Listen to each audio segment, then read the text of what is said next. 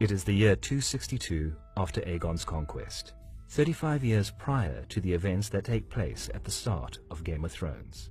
Aerys Targaryen, the second of his name, ascends to the Iron Throne in King's Landing. During the first years of his reign, the Seven Kingdoms were thriving, and the ambitious young king strived to maintain prosperity. The majority of the old administration was replaced with fresh faces. Shortly, Aerys befriended a young knight, Sir Tywin Lannister, heir of Casterly Rock. Being impressed by the Lannisters' administrative prowess and ruthlessness, he soon brought Tywin to the royal court and appointed him as the Hand of the King. It was a smart move, as the new hand perfectly complemented the king's shortcomings, whose desire was to be the greatest ruler the Seven Kingdoms had ever seen. While Aerys boasted about his grandiose plans of building a new wall in the north, or a shiny marble city on the other bank of the Blackwater, it was Tywin who painstakingly worked to ensure that the kingdoms would actually thrive. Years passed, and it was slowly becoming obvious that the realm's prosperity was in fact solely due to Tywin's merit, though he gained little love for his service, as he was stern, insensitive, and brutally effective. Aerys had quickly grown jealous of his hand, and their relationship, which was never easy, complicated even more. The king's mental health degenerated over the years after multiple miscarriages and stillborns by his sister wife Rhaella, and the Dusken Dale Mutiny, where Aerys was captured by the mutineers and imprisoned for half a year. Although Lord Tywin and Sir Barristan Selmy managed to free him, from then on the king feared for his life and didn't leave the Red Keep in King's Landing at all. His suspicious nature gradually plunged into paranoia, and Aerys slowly descended into madness. He soon started to thwart Tywin's actions as a hand and belittle his achievements. But even after the death of his beloved wife, Tywin stood firmly at the king's side. Yet things started to change in 281 AC, when King Aerys appointed Tywin's son and heir, 15-year-old Jaime Lannister, as the youngest ever member of the King's Guard. On the surface, it was a great honor for House Lannister, yet with this cunning move, Aerys stripped his hand of an heir. Lord Tywin, whose ambition was to restore the might of his house, was clearly enraged upon the king's decision, and soon returned to Casterly Rock, giving up his position as royal counselor. It seemed that the Targaryen king finally accomplished his goal. Later that year, a great tournament in Harrenhal took place as part of the festivities celebrating the advent of spring, even though winter hit back twice as hard later that year. Anyway, many of the great lords gathered at Harrenhal, and even King Aerys himself attended the tourney. The day belonged to Prince Rhaegar Targaryen, heir to the crown, who managed to unhorse and defeat several renowned opponents. Yet after the last bout was won, the champion was allowed to choose a new queen of love and beauty. Surprisingly enough, Rhaegar rode past his own wife, Elia of Dorne, and bestowed the crown of blue roses to Lyanna Stark, daughter of the Lord of Winterfell. It was a scandalous act, not only because the crown prince was married, but also because Lyanna was already betrothed to Lord Robert Baratheon. Some time later, Rhaegar and Lyanna met again near Harrenhal, and soon both disappeared, using the help of the King's Guard. While Rhaegar's behavior during the Harrenhal tournament seemed to be forgiven, the supposed abduction of Lyanna Stark was just too much to bear for her brother, Brandon Stark, heir of Winterfell. Brandon, together with his retinue, was on his way to wed Caitlin Tully in Riverrun, but as soon as he heard the news about his sister, he picked his best men and rode straight to the capital. He reached the gates of the Red Keep and, being unaware that the prince was not there, shouted for Rhaegar to come out, demanding his life. King Aerys had his company arrested for supposedly plotting the murder of the crown prince, and summoned his father to answer the alleged crimes. Lord Rickard Stark soon arrived in King's Landing with 200 men and demanded a trial by combat. The king granted his request, but chose fire as the royal champion. While the Lord of Winterfell was burnt alive, Brandon strangled himself to death, trying to rescue his suffering father. Not a single Northman who accompanied Brandon and Rickard to the capital would ever see the North again. Afterwards, King Aerys demanded Jon Arryn, Lord of the Vale, to send in the heads of Robert Baratheon and Eddard Stark, who were at the Eyrie and who were most likely eager to avenge the death of the Northmen. But Lord Arryn refused to do so, and instead raised his banners in an open rebellion. the ravens were sent to all houses across the 7 kingdoms to gain the much-needed support to oppose the Mad King. But other than the north and the majority of the Vale, only some parts of the Stormlands and Riverlands agreed to join the cause. The rest either stood by the king's side or, like Tywin Lannister, remained neutral. Ned Stark, now Lord of Winterfell after the death of his father and older brother, travelled back home to gather an army in the north. Robert Baratheon did the same and took a ship south. Meanwhile, Jon Arryn successfully retook the city of Gulltown, occupied by loyalist forces, and began to deal with those who failed to support the Overlord of the Vale.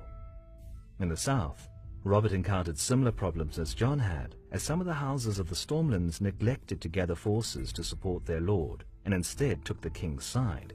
Yet Robert swiftly defeated his opponents in 3 separate encounters near Summerhall, and even managed to sway some of them to join the rebels' side.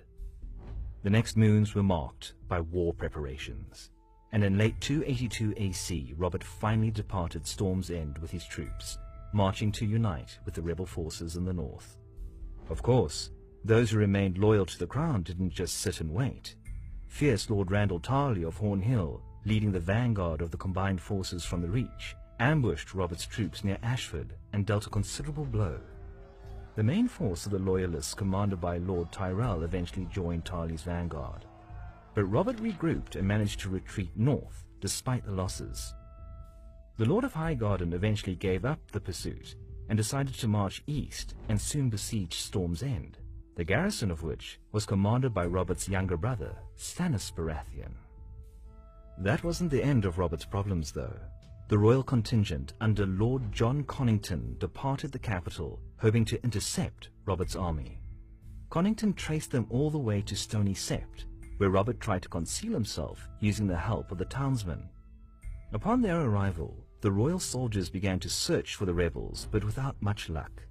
2 days later, the united rebel forces under Lords Stark and Tully arrived from the north and engaged the royal troops.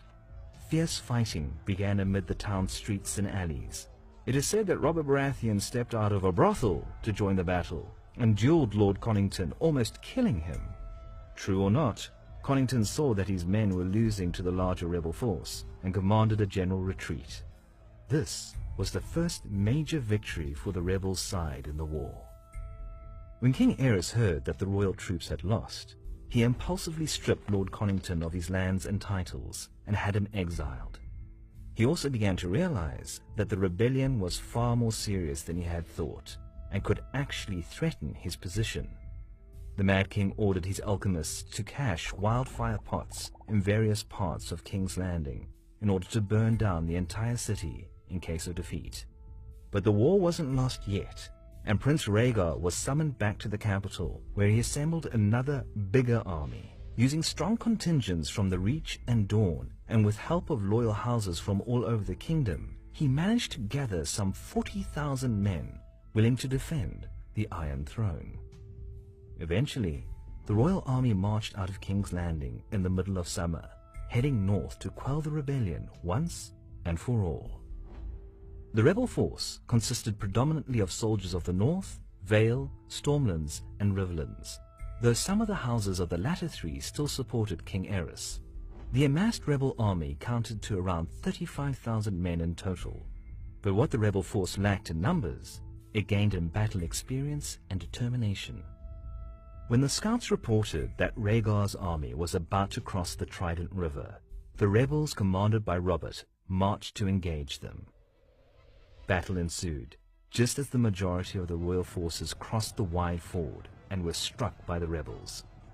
Tight combat raged for hours, as neither side was able to dominate the enemy.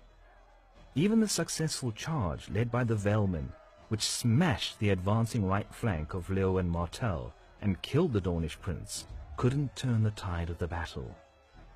Finally, somewhere in the center, Robert Baratheon reached the position of Crown Prince Rhaegar Targaryen and challenged him to single combat.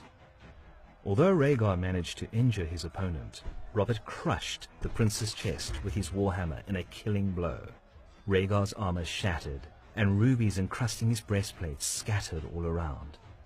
the death of the Crown Prince had an immediate effect on his troops. In a matter of minutes, all of the royal forces were in full rout, and the battle was essentially over. The rebels now had an unobstructed route straight to the capital. Upon hearing who won the Battle of the Trident, Lord Tywin Lannister joined the war, gathering his army in Casterly Rock and rushed east to capture King's Landing. Robert hadn't recovered from his injury yet and requested his friend Lord Ned Stark to lead the vanguard of the rebel army to reach the capital before Tywin. But it was the Lannisters who arrived first, and Tywin tricked the king, convincing him to open the city gates. While the capital was sacked and looted, with no regard for the life of its people, the remaining loyalist troops formed the last stand at the Red Keep. A few days prior to Tywin's arrival, King Aerys sent his wife and second son Viserys to the safety of Dragonstone Stronghold, yet refused to allow Rhaegar's wife Elia Martell and her children to leave with them, suspecting that Prince Leowyn Martell betrayed Rhaegar at the Trident. Seeing that all hope was lost, Aerys ordered his master of pyromancers to ignite the wildfire and burn the city together with 500,000 of its inhabitants. Yet the lone member of the King's Guard guarding the king at the Red Keep, Sir Jaime Lannister, realized what Aerys wanted to do and rushed to save the city by killing the head pyromancer.